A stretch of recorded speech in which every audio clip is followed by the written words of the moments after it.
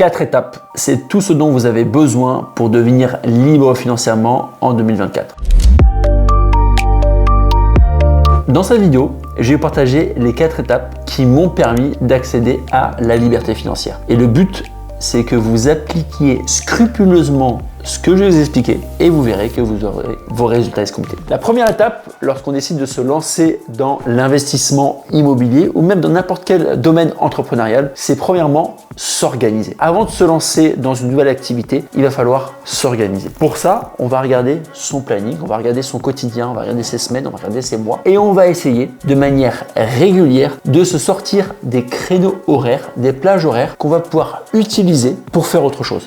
Si aujourd'hui vous faites un 8h, 20h que vous êtes débordé, vous n'arriverez pas à vous lancer dans un autre domaine. Vous allez vous rajouter des heures, vous allez faire ça de 22h à minuit. C'est pas du tout comme ça que ça fonctionne. Commencez par vous réorganiser, par regarder votre planning et par vous sortir des créneaux horaires, des plages horaires durant lesquelles vous allez pouvoir utiliser ce temps pour l'exploiter, pour investir votre temps dans une nouvelle activité. L'immobilier, de manière régulière, va vous demander à peu près 3-4 heures par semaine. C'est-à-dire qu'avec seulement 2 heures un jour, 2 heures une autre journée, vous allez pouvoir vous lancer dans l'immobilier.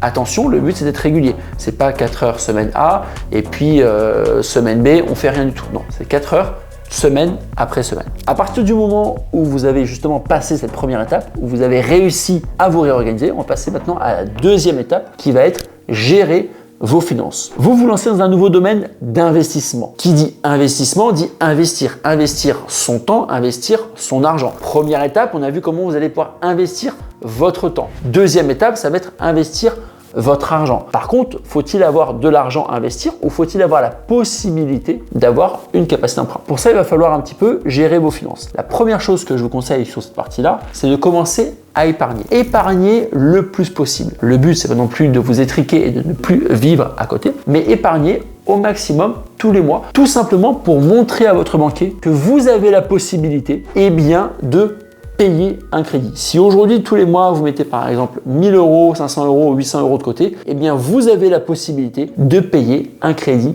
de ce montant-là. Deuxième chose, débarrassez-vous de toutes vos dettes inutiles. Si par exemple, vous avez acheté une superbe voiture à crédit, malheureusement, remboursez cette très belle voiture à crédit, récupérez donc d'un petit peu de capacité d'emprunt, passez sur une voiture un petit peu plus entrée de gamme, mais au moins, ça permet de montrer à votre banquier que vous raisonnez et que vous réagissez comme un investisseur. À partir de ce moment-là, vous avez déjà gagné du temps, vous avez gagné de l'argent puisque vous avez plus épargné et surtout, vous avez gagné de la capacité d'emprunt, ce qui va vous permettre de pouvoir emprunter et de réaliser des projets. Troisième étape, ça va être de vous former. Se lancer aujourd'hui, en 2024, dans un domaine d'investissement sans connaissance, c'est clairement se jeter dans la gueule du loup. Vous devez penser et vous devez raisonner comme un investisseur. Acheter une formation, acheter un accompagnement, on ne va même pas utiliser le mot acheter, on va utiliser le mot investir. Aujourd'hui, si vous investissez dans une formation à 1000 euros, dans un accompagnement à 10 000 euros,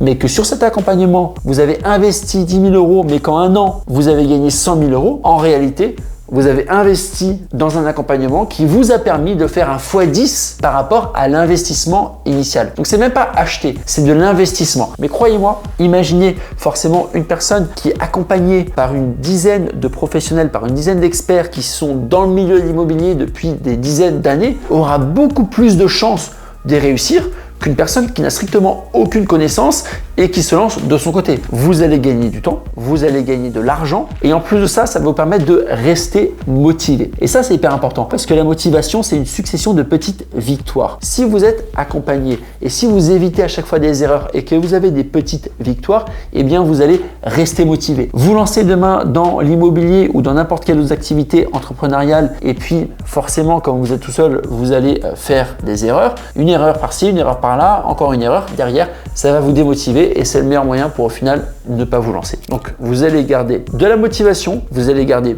plus d'argent, économiser plus d'argent, ce qui va nous mener à la quatrième étape. La quatrième étape, qui est la plus importante, qui est la fondamentale, c'est le passage à l'action. Se former Oui. Mais par contre, attention à ne pas rentrer dans le piège. Je vois beaucoup trop de personnes qui sont un petit peu dans cette boulémique de formation et d'information. Ils achètent des dizaines et des dizaines de formations sur tous les domaines et ils ne passent jamais à l'action. Prenez le temps de choisir une formation, une personne qui vous intéresse, un domaine qui vous intéresse et ensuite vous restez focalisé, vous passez à l'action parce que une formation sans passer à l'action, ça sert strictement à rien. Pour atteindre cette liberté financière qui était le but de cette vidéo, surtout lorsqu'on débute pour les 3 premières années, pour ma part, je préconise fortement l'achat-revente. J'ai fait beaucoup de vidéos à ce sujet, c'est pas forcément le sujet de cette vidéo-là, mais l'achat-revente va te permettre dès la première année, puisque tu vas acheter et revendre, eh bien de capitaliser. C'est-à-dire que tu vas tout de suite avoir une somme d'argent supplémentaire sur ton compte bancaire qui va te permettre pour la deuxième année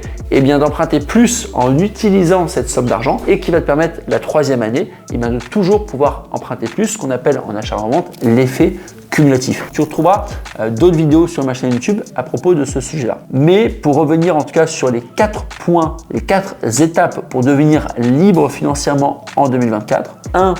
Organiser ton temps. 2. Organiser tes finances. 3.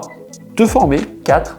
Passer à l'action. Si tu es intéressé par l'immobilier, si justement toi aussi tu as envie de te développer et développer ce secteur d'activité, sache que j'organise une conférence ce dimanche en live 100% gratuite, durant laquelle premièrement je vais me présenter, je vais te parler de mon parcours, etc. Deuxièmement, je vais t'expliquer comment tu vas investir dans l'immobilier, quelles sont les étapes à suivre pour investir dans l'immobilier. Et ensuite, troisièmement, je vais rester 1 heure avec toi dans une session de questions-réponses. Tu pourras me poser toutes tes questions et j'y répondrai. Le but, c'est qu'à la fin de cette conférence, eh bien, tu puisses de ton côté commencer à te lancer et commencer à réaliser ton premier projet. Pour ça, tu as simplement à cliquer sur le lien ci-dessous et on se retrouve ce dimanche à 20h30. Et puis, comme d'habitude, je te retrouve la semaine prochaine dans une toute nouvelle vidéo YouTube.